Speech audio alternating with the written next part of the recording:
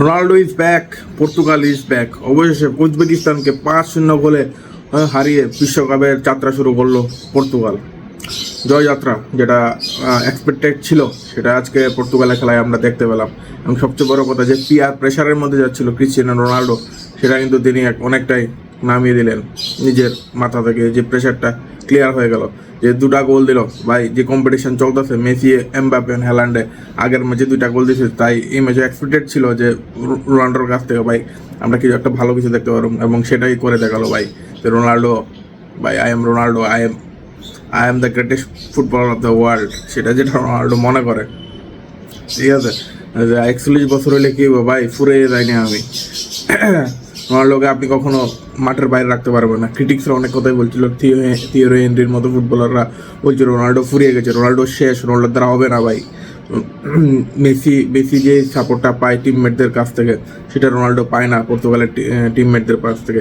সেটা কিন্তু আজকে ভুল প্রমাণিত হলো। আজকে পুরো ম্যাচটা যদি আপনি লক্ষ্য করুন, পর্তুগাল টোটালি একটা টিম স্পিরিটের গেম খেলছে। অসাধারণ মেলবন্ধন ছিল মাঝমাঠ, ডিফেন্স এবং অ্যাটাকের মধ্যে।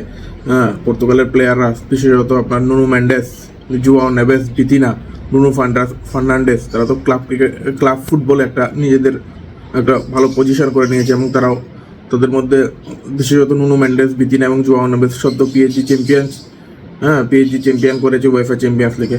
তো তাদের স্কিল নিয়ে তো কোনো সময় সন্দেহ ছিল না, ছিল যে দেখার যে তাদের মধ্যে টিম স্পিরিট কতটা, এবং তারা নিজেদের কতটুকু মেলে ধরতে পারে অ্যাজ এ টিম গেম হিসাবে, ঠিক আছে।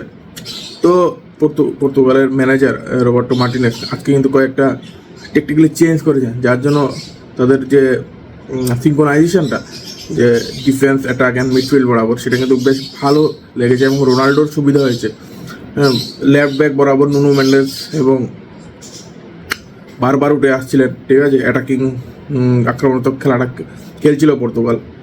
সেখান থেকে বেরিয়ে এসে তিনি প্রথম শুরু আর 3-4 মিনিটের মধ্যে একটা সুন্দর পাস দিয়েছিলেন। সেখান থেকেও স্টার্টিং গোলটা হতে পারতো ক্রিস্টিয়ানো রোনাল্ডো। যাই হোক, তারপরে উনি বাকি 2টা গোল করলেন। হয়তো বয়সের কারণে গতির একটু কমে গেছে রোনাল্ডোর, বাট এখনও কিন্তু ফুরিয়ে যায়নি। যেটা সবাই ভাবছিল রোনাল্ডো ইজ ওভার, কিন্তু সেটা কিন্তু হলো না, সেটাকে ভুল প্রমাণ করলেন Ronaldo. That is the characteristic of A champion player, ঠিক আছে।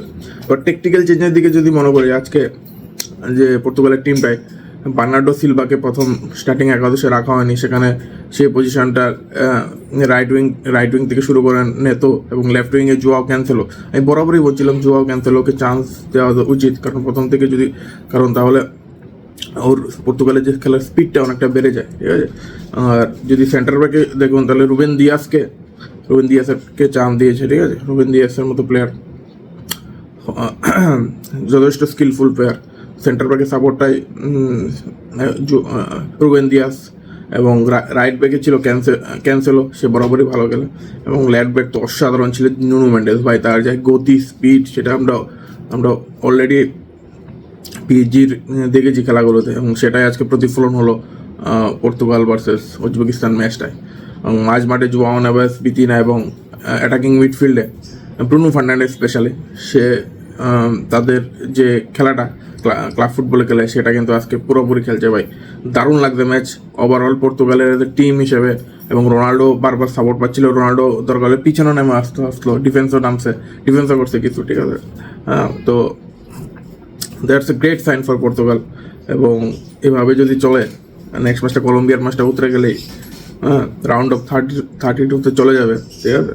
আর সেখানে কিন্তু ওই আরেকটা ম্যাচ জিতলে, এবং Argentina already group champion, Argentina round of 32 ম্যাচটা জিতে গেলে, সেখানে কিন্তু আর্জেন্টিনা ভার্সেস পর্তুগাল হওয়ার একটা যেই লাস্ট ডান্স, যেই এপিক ম্যাচ হওয়ার অপেক্ষায় আছে পুরো বিশ্ব, সেটা কিন্তু আমরা দেখতে পারি, ঠিক আছে। আর টিকিটের প্রাইস ভাই, যদি এই ম্যাচটার কিন্তু উত্তেজনার পারদ বাড়া দিতেছে, এখন থেকে শুরু হয়ে গেছে। টিকিটের প্রাইস 3.5 লাখ থেকে শুরু করে 12 লাখ টাকা অবধি যাবে, ঠিক আছে। So we can think how it will ব্রাস্ট up যদি একটা শিওর হয়ে যায় Argentina versus Portugal match, last dance Messi versus Cristiano Ronaldo, the epic match ভাই। যে টিআরপি কি হইব, সব ভাঙ্গা দিব ভাই এই টিআরপি। সো যাক, ওভারঅল পর্তুগাল ভার্সেস উজবেকিস্তান 5-0 গোল একটা যে ম্যাচটা জিতলো, তাদের কিন্তু বিশাল কনফিডেন্স পাবে পর্তুগালের জন্য, স্পেশালি ক্রিস্টিয়ানো রোনাল্ডো এবং বাকি অন্যান্যরা, যে তাদের মধ্যে সবাই বলছিল যে নাই, টিম স্পিরিট নাই, ঠিক আছে, that's gave them a get boost up হয়ে যাবে। তো পরের ম্যাচের জন্য কলম্বিয়ার ম্যাচটা তো সহজ হবে না। কলম্বিয়া একটু হার্ড ফুটবল খেলে, ফিজিক্যালি ওরা অনেক বেশি দাপটে প্লেয়ার, প্লাস তার মধ্যে লুইস দিয়াস এবং হেমাস রড্রিগেসের মতো প্লেয়ার আছে। সো যে কোনো সময় অ্যাটাক করতে পারে, গোল দিতে পারে, মাঠের 30 গজ 40 গজ থেকে শট মারতে পারে। অ্যান্ড লুইস দিয়াসের প্রেসিং বাই, সে তো সবাই আমরা জানি। সো দ্যাটস গুড সাইন যে সেই কনফিডেন্সটা আজকে পেল, সেটা ক্যারি করতে হবে পর্তুগালকে কলম্বিয়ার বিপক্ষে। এবার আরেকটা ম্যাচের কথা বলি, যদি ইংল্যান্ড এবং গানা, ইংল্যান্ড আটকে গেল গানার কাছে, ঠিক আছে, 79% বল পজিশন ছিল, বাট স্টিল তারা রক্ষণ ব্যাক করতে পারেনি। সে হাই প্রেসিং ডিফেন্স ছিল গানার স্ট্র্যাটেজি, ডিফেন্স থেকে হঠাৎ যদি বল পায় কাউন্টার অ্যাটাকে ওরা চেষ্টা করছিল গোল দেওয়ার জন্য গানা, বাট স্টিল গানা আর ইংল্যান্ডের ম্যাচটা ড্র হয়ে যায় 0-0।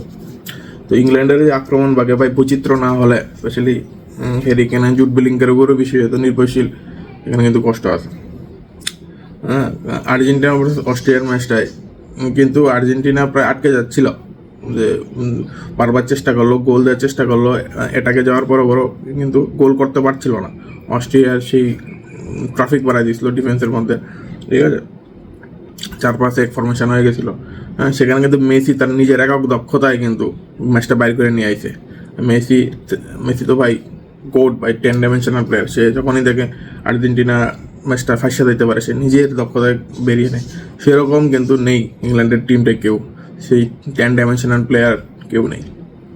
তো এখানেই ডিফারেন্স, একজন মহান কোড প্লেয়ার এবং একজন কি বলবো ভালো প্লেয়ারের মধ্যে ডিফারেন্স। যাই হোক, ইংল্যান্ড এই ম্যাচটা আটকাই গেছে 0-0, বাট টমাস টুচেলের এখনও অনেক স্ট্র্যাটেজি চেঞ্জ করতে হবে, যে কী করে ফিজিক্যালি, এরকম technically, physically defensive, high defensive টিমের বিরুদ্ধে কীভাবে গোলের প্রাচীর ওরা ভেদ করতে পারবে, সেটা কিন্তু একটা চিন্তার বিষয়। যেটা আজকের ম্যাচটায় অ্যান্টনি গর্ডন এবং জুড বেলিংহামের মতো তুখুর প্লেয়ার থাকা সত্ত্বেও, এবং অবশ্যই হ্যারি কেন, তারা অ্যাটাকে কিন্তু ফাইনাল কিন্তু গোল দিতে পারছে না। 79% ball possession, can you think of, imagine. যাই হোক, সো বিশ্বকাপ কিন্তু বাইজমা উঠছে এবং আজকে ব্রাজিলের খেলা। So we all look for the match. আপনাকে আপডেট নিয়ে আসবো, ফলো করেন ভাই, ভালো ভালো আপডেট দিয়ে দেবো। ঠিক আছে, ওকে, লাভ ইউ গাইস, বাই।